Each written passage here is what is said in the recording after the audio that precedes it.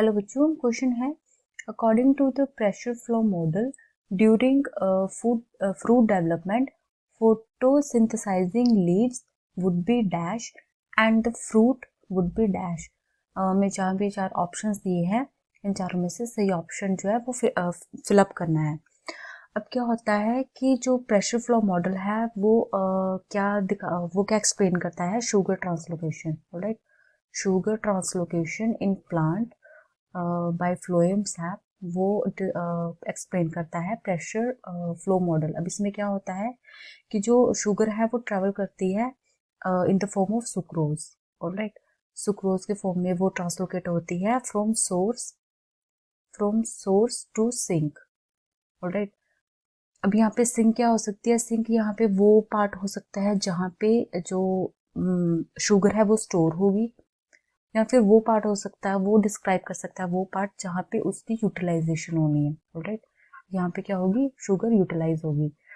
अब क्या है, सोर्स कौन सा पार्ट होता है? जहाँ पे फूड सिंथेसाइज होता है। ऑलराइट, जहाँ पे क्या है, फूड बनता है, मीन्स कि जहाँ पे शुगर सिंथेसाइज हो रही है, बन रही है, वो पार्ट होता है सोर्स पार्ट। तो प्लांट की जो लीव्स पार्ट है वो क्या खाना सिंथेसाइज बनाते हैं।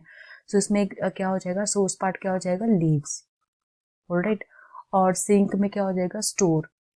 एक तो जहाँ पे स्टोर होगा, जो भी उसके स्टोरेज पार्ट्स होंगे वो उसमें एग्जांपल आ जाएगी स्टोर में, और यहाँ पे यूटिलाइज होगा। अब जैसे कि ड्यूरिंग फ्रूट डेवलपमेंट के टाइम पे क्या होगा? जो फ्रूट डेवलप कर रहा है, दैट मीन्स कि वहाँ पे शुगर की रिक्वायरमेंट होती है in the form of energy. Alright, वो फ्रूट को डेवलप करने के लिए प्लांट को एक एनर्जी चाहिए, वो एनर्जी ड्राइव होगी सुक्रोज की यूटिलाइजेशन से। तो वहाँ पे उसकी यहाँ पे उसका यूटिलाइज हो रहा है, that is the growing regions.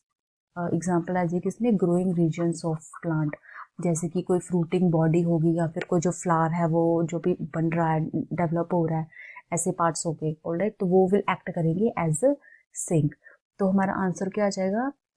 Answer will be the first dash will be fill up by source part and the second dash will be fill up by sink part. That means the photosynthesizing leaves would act as a source and the fruit would be sink part. So the answer will be option C. Alright. So the final answer will be option C. I hope you understood it well. Thank you.